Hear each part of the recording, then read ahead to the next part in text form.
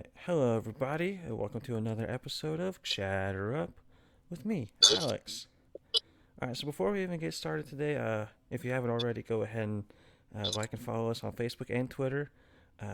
Facebook is at Chatter Up with Alex, and Twitter is at Chatter Up W Alex. And then also go ahead and like and subscribe to the YouTube channel. Turn on that bell notification icon and hit all notifications so you don't miss a single episode.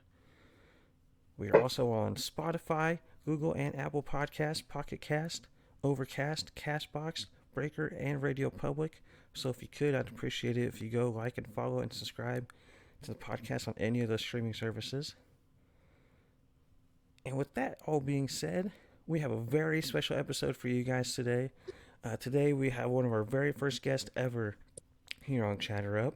And I'd like everyone to welcome the man, the myth, the legend, Mr. Jeff Dowd. A pleasure to be here. Thanks for having me on, man. I'm glad to be one of the first guests. Yeah, of course, man. I couldn't think of anyone else to have on here with me. I love talking baseball with you and John and Josh. It's awesome. Fun times. Of course. What we do best. Oh, yeah, definitely. So how are things down there in Arizona? Good, man. It's already pretty warm. I'm sure a lot warmer than what you're going through in Illinois right now. I think it got up to like 84 today.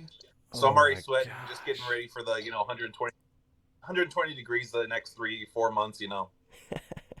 Oh my gosh, I'm so jealous. I think it got up to like maybe 50 here today. Maybe like 55 something. Oh, yeah. I don't miss it. I don't miss Midwest weather. Right. Alrighty. So we're just gonna hop right into it. Before we get started, we are going to be going over the Arizona Diamondbacks today.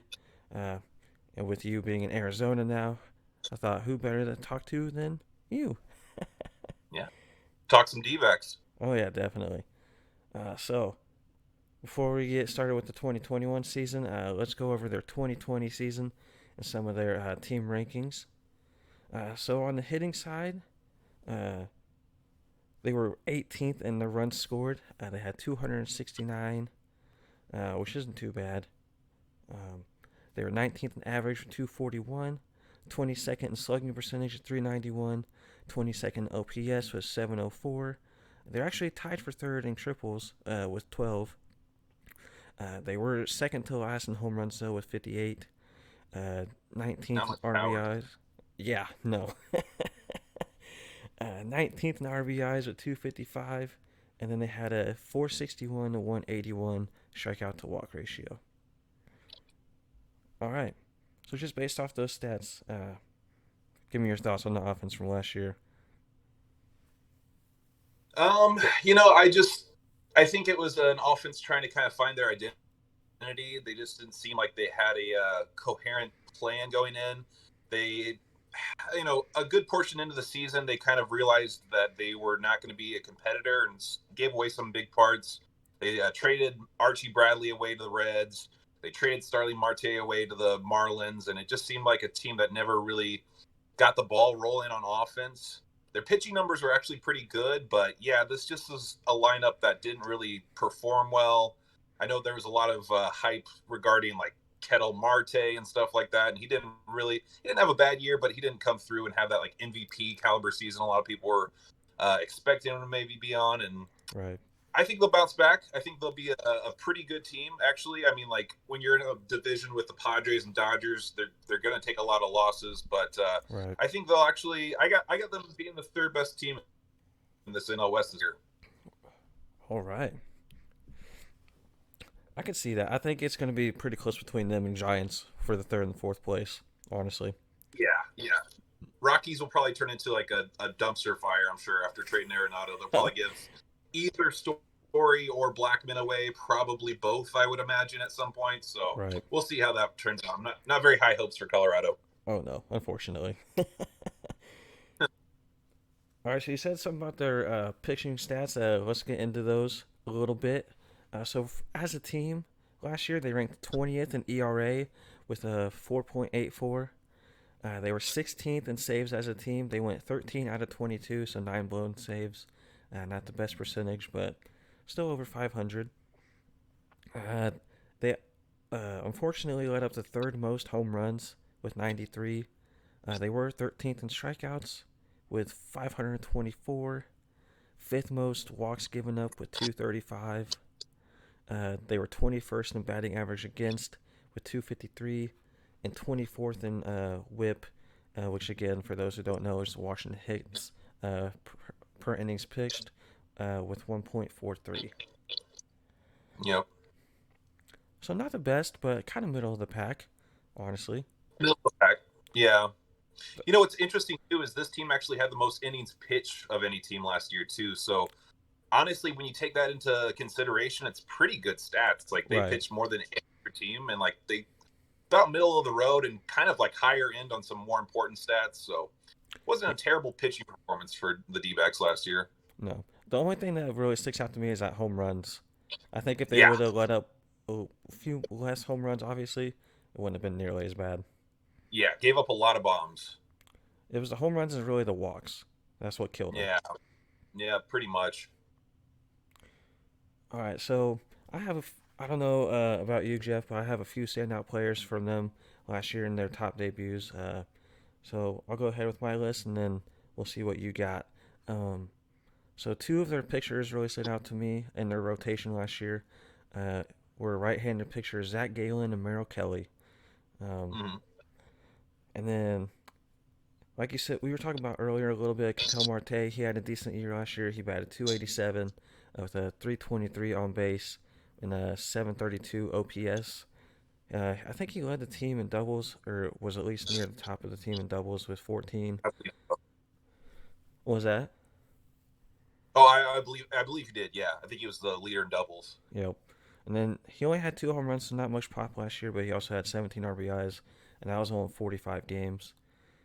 And then something I didn't know last year was Cole Calhoun was actually the team leader in home runs and RBIs with 16 and 40 respectively. But Mm. he did strike out a lot. He had 50 strikeouts in 54 games, and that was tied for first on the team. Always been a problem for him. Yep. He's always swinging for the fences, but I mean, it just goes to show it's like a hit or miss with him. With Yeah. and then my last guy I have here for standout players from last year is David Peralta. He was first on the team with among qualifying players with a 300 average, 339 on base, and then an OPS of 773. He led the team in hits. He was near the top in doubles again with 10, 5 home runs, second on the team with 34 RBIs, and that was all in 54 games. So not bad. He was definitely one of their top Yeah, offensive not bats. yeah, probably the most well-rounded player I'd say on this team. Yep. All right, what about you? Did I miss anyone? No, I don't think so, man. You pretty much got it. All the guys I had too, like you said, Zach Allen. He's really good. I kind of think he's like a dark horse for Cy Young. Like that might kind of sound crazy, but like the kid really brings it. In the 12 starts that he made, he was awesome. He had a 2.75 ERA, struck out 82 batters in 72 innings with a 1.11 WHIP. Yep. Another guy I liked coming in last season, he was actually part of the Starling Marte trade with the Marlins, was Caleb Smith. Yep. Yep. He made 4 starts.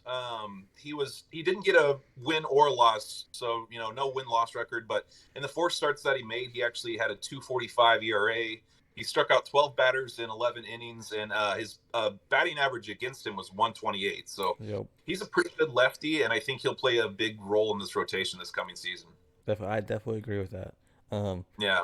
I actually don't know if you know this, but did you know he actually? I don't know if he started out, but he was actually out on the Yankees at one point.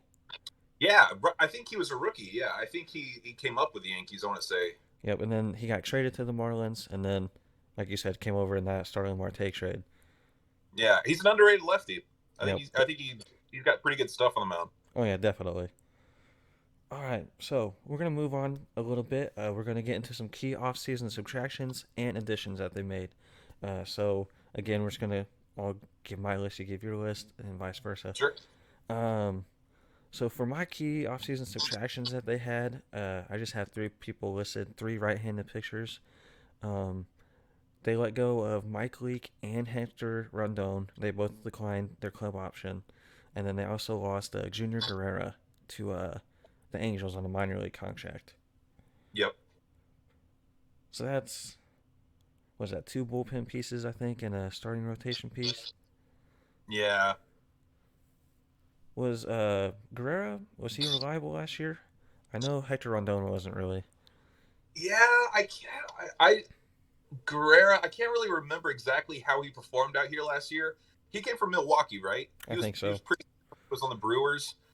He's an okay righty. I think he's more of like I wouldn't really put him in the rotation necessarily. I think he's a Right. good like long relief option. Yep. But yeah, he's solid. He has his days. I don't think he's got the stuff to be like really consistent every day. Every 5 day starter. But I see him more like a bullpen role, long relief role. So he's pretty good. I mean, I think he had a okay season last year. I didn't really look up the stats, but reliable righty at times. Right.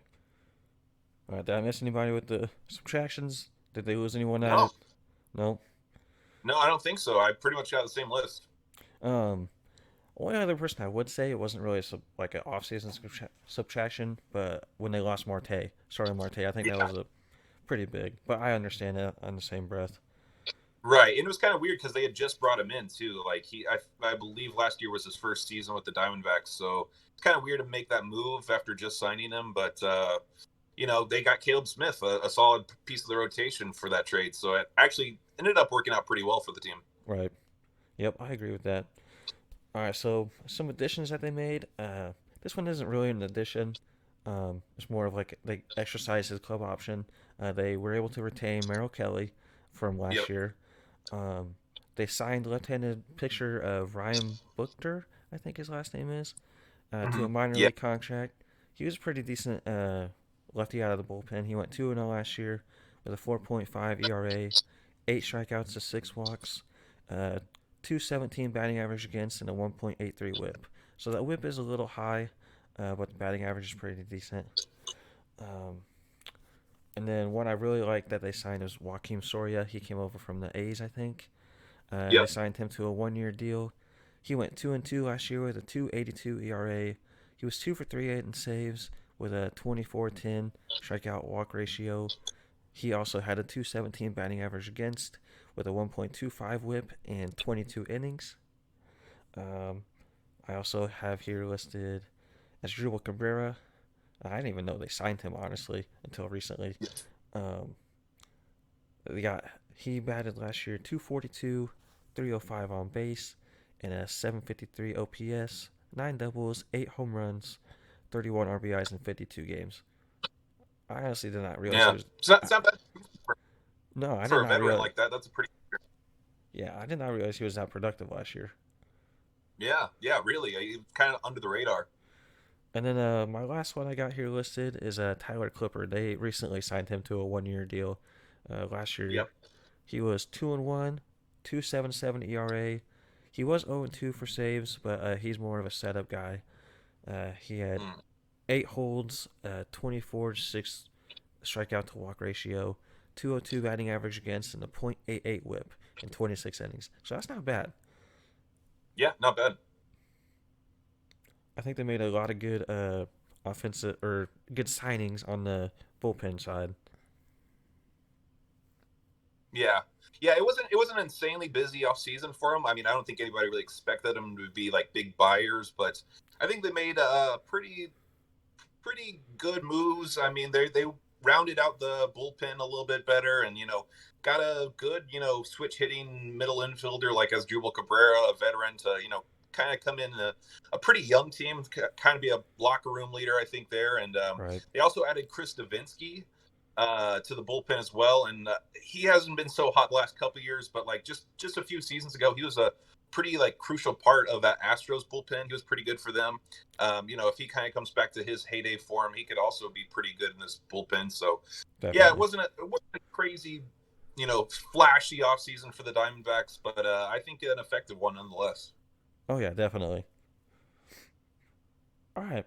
So we're gonna move on a little bit now. We're gonna get into the lineups. All right. So we got two. Since we don't really know if there is gonna be a DH or not next year, have they voted on that officially yet? Do you know? I was just about to ask. I don't know. I don't know if what the last was on that.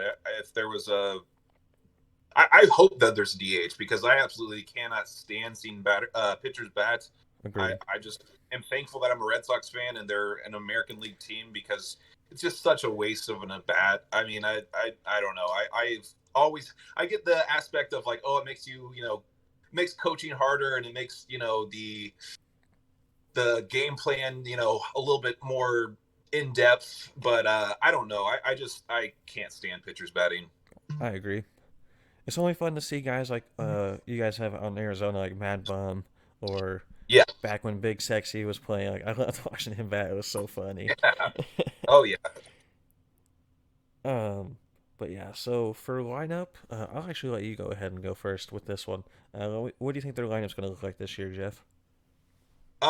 You know what? I wasn't exactly sof I kind of just I didn't really fill one out. I'm sorry about that. No, you're fine. You're fine.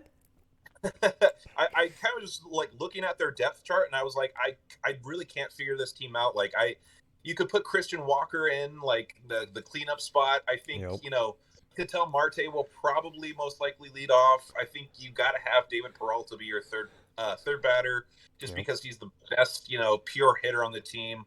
But there's a lot of ways this could go, especially if there's a DH.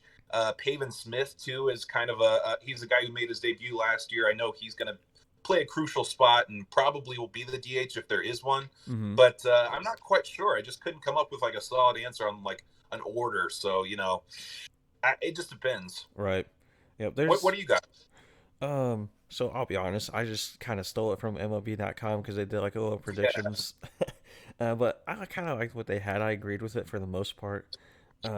So without a DH, they had it with Cole Calhoun, Ketel Marte, David Peralta, Christian Walker, Eduardo Escobar, Drupal Cabrera playing second, Nick Ahmed playing short, Carson Kelly, and then the pitcher spot, which on paper is not a bad lineup. Yeah, that's pretty spot on. Yeah. And then with the DH, basically the same lineup, but I would personally, I would have Cabrera be the DH, move Ketel to second base, and then have someone like Timel Castro or something like that play center field. Yeah, I can see that. Like you said, like there's a million things they could do, and that's just the best I could personally come up with. Yeah. Yeah, no, that's probably pretty spot on. I bet they'll play something similar to that most of the year. The nice thing about Ketel Marte is he's one of those guys that can play everywhere. Yep. I kind of like your idea of putting Drupal Cabrera at DH. I know he's like his whole career he's played second, short, or third, but he's 35 years old now. You might want to just save him and Right. and just have them, if they do have the DH rule this year, I like the idea of just a good switch hitting veteran DH and, play infield from time to time, but probably just save his body as much as you can and just get whatever offense you can out of him. Right. I mean, if you even want to, you could switch him and Christian Walker with first base and DH. Yep. Yeah. I think that would be a good move too. But like we keep saying, there's a million different things you could do. Right. All right, so let's get into some rotation options that the Diamondbacks have for next year. So I have 6 listed here. I'm sure you have something similar.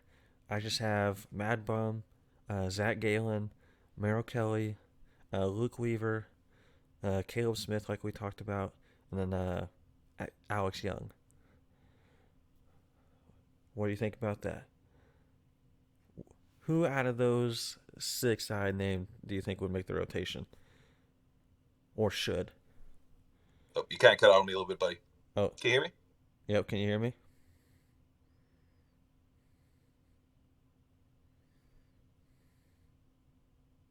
Hello?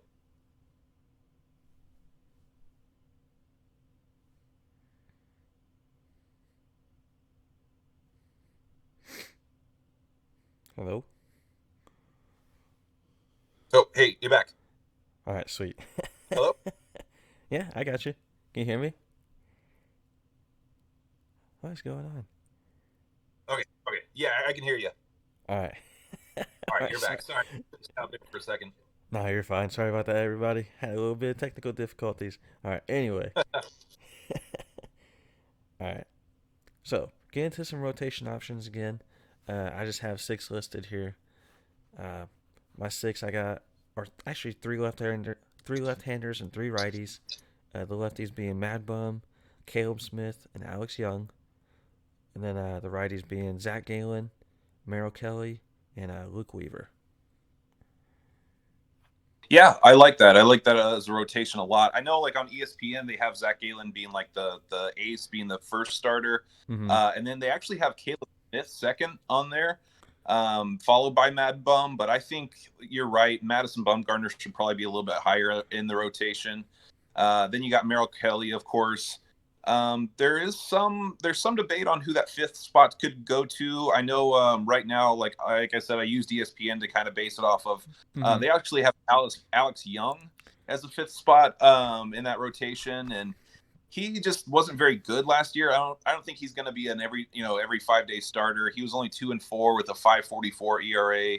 He only had 39 strikeouts in 46 innings. He was just a so-so starter there. So I think probably he might, get some starts here and there, but I don't see him being a solid piece of this rotation, that 5th spot. Right. And I was looking at the stats for their pitching last year, and something that really stuck out to me was how many home runs Mad Bum gave up last year. Yeah. Oh man, it was brutal. I did not realize he gave up 13. That is nuts. Yeah, and what's crazy is just, I don't think that's really indicative of how he's going to go. We can get into it later, but I think Mad Bum's way better than that. And you think about this, like, he's been around the league for so long, but I think some people almost forget that Madison Bumgarner is only 31. Is he like really? He's still just 31 years old. I think there's a lot of good baseball left in him, and yeah, I don't think that's quite indicative of what's left in the tank with Mad Bum. I think we see a bounce back year for him. Oh yeah, I agree 100%. Yeah. I think, didn't he have a shoulder injury or something he was dealing with last year? Yeah, he was dealing with a little something. I can't remember what I think it was his shoulder, but yeah, he just wasn't right. He never really looked right, and plus it was his first, first go of it with a new team. He's been in San Francisco his whole career, so right. Adjusting in 2020 was weird on everyone. So like it's a little understandable that he might not have been on top of his game. But like I said, I think Madison Bumgarner was going to come back in a big way. Oh yeah, I agree 100%. Comeback Player of the Year, a nominee, I think, very likely. Yeah, yep, I can see that. All right, so I think, did they already announce their 2021 closer? There's some debate. Joaquim Sorya seems to be the favorite right now, who they brought in. He was okay. He made like a couple of saves last year in Oakland. Someone I think is low key could maybe be the closer. He kind of took over closer after they traded Archie Bradley away, as Stephon Crichton. He was pretty good last year, actually, out of the bullpen. Like I said, he kind of got moved to that closer role after they traded Bradley away to Cincinnati. He made 5 of 7 save opportunities, had a 2.42 ERA, had 23 Ks in 26 innings. If it's not Sorya, like it's probably most likely going to be, I could see them going with Crichton. I think he's a pretty good option, but most likely Sorya, yeah. Yeah, it was funny because when I was like looking into that on the MLB website for the Diamondbacks, they have Sorya and that guy you were just talking about listed as their closer. I was like, wait, yeah, you can't have 2 closers. Yeah, I know. I don't know if they're just assuming they'll share some duties to start off. Sorya's solid, but he's 36 years old, and if he comes out there and isn't very good out of the pen, I don't think he's been a full-time closer for a while. I think he's been like a setup man or like late relief the last few years. He's got experience, a lot of experience being a closer, obviously, but it's been a while since he's gone into a season projected to be the full-time closer, and I'm just not so sure if he's going to win that. I think there's some other kind of viable options there. I think Crichton can maybe actually steal the job away from him. Yep, that'll be definitely something to be on the lookout for during the spring training. Yeah. All right, so some key players to watch this year. I only have 2, so I want to hear, since you are actually out there, like you actually get to watch them, who are some key players this year that you are going to watch in the 2021 season? Right. Like I was even just touching on a little bit ago. Madison Bumgarner. The one thing I've been harping on this whole season is that 2020 stats aren't really indicative. Like it's not good to go off of 2020 stats alone because 2020 was an anomaly. Right. I mean, these guys that have been, especially the veterans that are used to the same old routine every year. Pitchers and catchers show up and report. Then you got spring training for a month. Then you play from April till September. If you're lucky, you'll play into October. Mm-hmm. And I got completely thrown out of whack. I mean, mid-March, everything stopped. Everything got put on hold. They didn't know if they were going to have a season for 4 months. Who knows how well these guys could, operate within the team, if they could even work out. Right. So 2020 is weird. Like Christian Yelich had a terrible 2020. I think he batted like a 205. But, again, only 60 games. I think if you gave him 100 more games worth of at-bats, he could have gotten that average up to 280, 290. Mm-hmm. And it's the same with Madison Bumgarner. He made 9 starts. So that's typically about a third of your season. That could have just been a bad stretch to begin the year, and he might have finished off 2020 really solidly if he would have gotten in 30 starts. Right. But he was 1-4, had a 6.48 ERA, which is terrible. Only 30 Ks over 41 innings. I think he's going to be the key to this team. If Madison Bumgarner is back to his San Francisco days, this team will do pretty well, and I expect him to be back to his old form, at least somewhat. Maybe not like his heyday when he was winning the World Series every couple of years there in San Francisco, but I think Mad Bum's the key to this whole thing, and I think like I said, I think he's my favorite to win Comeback Player of the Year award, and I think this team goes as Mad Bum goes. Yep, I actually agree with that 100%. Because if anyone remembers correctly, like Madison Bumgarner in the postseason is one scary dude to face. Yeah. 2014, that was probably the best, the best the pitcher's ever done in the postseason. Oh yeah, yep. He was incredible. He can really bring it when he has to. Yep. How about you? Actually, that was all I had too. I had him and Ketel Marte. I think Ketel Marte could have potentially that MVP season we were talking about earlier. He definitely needs to. If they want to have any chance of making the playoffs this year. I mean, I personally don't see it, unfortunately, but no, not in that division. No. All right, so let's do some predictions for MVP, Cy Young, Rookie of the Year, all that good stuff. So for 2021, Jeff, who is your Diamondbacks MVP? Or who do you think will be?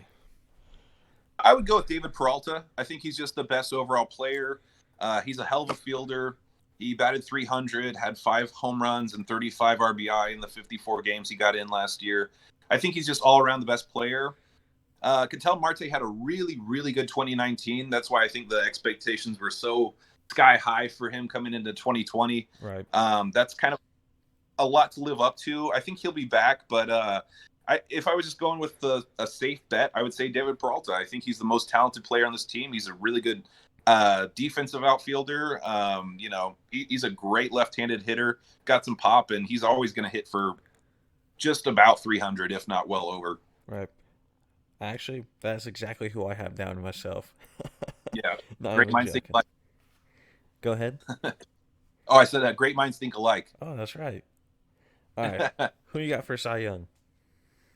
Cy Young, I'm going to go with Zach Gallen. I think he's just the best pure pitcher on the team. Mad Bum, I think, will be back in a big way, but I think Zach Gallen, like I said, he's a dark horse to win the Cy Young Award. The last 2 years, 2019 was a really breakout season for him, and he actually kept it up in the 12 starts he got in last year. I think he's the best pitcher on this team. I think he's the ace, and I think he's going to be surprising. I think he'll wind up – I'm going to say he's going to wind up at least top 5 in Cy Young voting next year. Oh, okay. That's a pretty bold prediction coming from you, Jeff. All right. I like it. He's got some good stuff. He's a little bit of an unknown. A lot of people don't really know about him. Right. But just look at the highlights. He's got sharp, biting stuff, and he can blow it by you when he needs to. Yeah, it was a toss-up for me between him and Mad Bum. I really think Mad Bum's going to have a great comeback year this year. I mean, same. Absolutely. All right, what about who's going to be your Rookie of the Year this year for the Diamondbacks? I'm going with Pavin Smith. Okay. He got 12 games last year. He was pretty good. This farm system's not great. There is some like good talent, but they're all like pretty low A ball. So it's like going to be a while till we see top prospects come up for the Diamondbacks. Right. Right. But he made his debut last year, but he only got in 12 games. So 2021 is officially going to be his rookie season.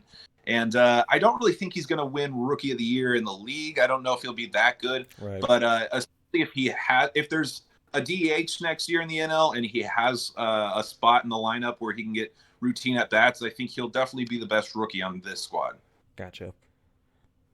I was someone I was considering as well, but I went someone with a little out of the box. I went with Luis Frias, their number 8 prospect. Okay. He's a right-handed prospect, right-handed pitching prospect. He's done pretty decent throughout the past few seasons. He's averaged about 212 batting average against, 1.23 WHIP. So far, he's got 206 strikeouts to 83 walks. He's only given up 2 home runs. He's 10-11 with a 3.10 ERA, and that is in 43 games. 2 home runs in 43 games. That's pretty impressive. Jeez, yeah, I didn't know he was that good. Yeah. Yeah, I was just going through their like top 30 on MLB.com list. I was just like, let's see who we can pick. And I found him. I was like, oh, wow, this dude is crazy. Yeah, those are really good numbers. I might have to change my pick. Alrighty, man. So what are you thinking for win-loss record for next year for the Diamondbacks? So for the D-backs, I actually have them winding up third in the NL West. All Like right. you said, it's probably going to be a fight between them and San Francisco. With that being said, I think they're going to be pretty far under 500 because the bottom 3 teams in this division are, I mean, not very good at No. all. And then you have maybe the best 2 teams in all of baseball in the Dodgers and the Padres. Mm-hmm. And I think San Diego and LA are just going to beat up on the bottom 3 teams of this division. I agree. So I have to go in 74 and 88. But even there, I have them still finishing third in the division. I just think whoever even the third best team is, I don't think they'll be over 500. Right. I just think San Diego and LA are just going to whoop up on these teams all year long. With that being said, I think they've got some promise. I think more so than the Giants or the Rockies, to be perfectly honest. And I think they have a season to build off of. Nothing great, but they have a season they can feel good about. Right. Yep. So I'm pretty similar with the record. I have them in the range of like 65, 75 wins. Uh, Yep. and my placement, I have them fourth. I think the Giants might squeak by them a little bit, but like we've said multiple times, I think it's going to be a toss-up between those two. Yeah. Rockies are definitely going to be fifth. Like they made no improvements. Yeah. You gave away the best third baseman for a pack of peanuts. So Right. yeah, I think they're probably going to be dishing off some more pieces, I imagine, as the season goes along. Oh yeah. I think if they don't extend Trevor Story, he's gone. Yeah. And he needs to be anyway. He deserves better. Yeah, they should. It amazes me when you look at the Rockies and just their entire history of just never having a good pitcher. Like I was thinking to myself the other day, I was like, who's the Rockies' best all-time pitcher in the franchise? Like I couldn't even tell you. The only person that comes to my mind, and he wasn't even that great, is Ubaldo Jimenez. Right. He Yeah, had like a exactly. couple of good seasons, but that's it. Yeah. Yeah, he was solid there for a little bit of time, and that's it. I Yeah. think Herman Marquez, I don't know how you say it. Yeah. He's okay, but yeah, just Colorado constantly has terrible pitching and so many great hitters. Right. I don't know if it's like their pitching coaches that aren't the greatest or what is going on there, but Right. I feel like, I mean, I get scores, you're going to give up some bombs, but like you can't tell me if Jacob deGrom got traded to the Rockies that he wouldn't still be great in Colorado. right. Even Exactly. playing deGrom's going to be a good pitcher regardless. So it's like they just can't scout, or no pitchers want to go pitch in that ballpark. I don't know what's up. Yep. Yep. It's a mystery that I don't think will ever be solved. Oh no, I know there's got to be like some like I don't know, some documentary about how god awful the pitching situation in Colorado has been their entire like franchise history. Right. Alrighty. So last thing, we're just gonna grade the off season for the Diamondbacks. So my grade, I got solid C minus. They did make some good upgrades in their bullpen, but honestly, not much else. Just besides that's Drupal Cabrera. Um, that's really all I got for that. What do you think, Jeff? How would you grade them on a grading scale? Yeah, right around there. I'd probably say like C, just because it's like they made some moves. Nothing's really going to impress. They didn't give make a big splash in the offseason or sign some top tier free agent, but they rounded out the team, the roster pretty nicely. They needed help in the bullpen. They got some experienced arms out there. Yeah. They needed help in the lineup. They added an experienced veteran in Cabrera, and just nothing's going to save them in this season. And I don't think that they were planning on doing anything terrific in the offseason anyway. So they did what they could manage about. Right. Yep. I Yep. think they did the best they could. Right. That's all you can ask for, really. Yeah. Yeah, really. Don't get worse. Alrighty, guys. That's going to wrap it up for this episode. I would like to thank Jeff for coming on, being a guest. It Of was course. definitely fun talking baseball with you again. Absolutely, man. Alrighty, guys. And that's it for this episode. And we will catch you on the next episode of Chatter Up.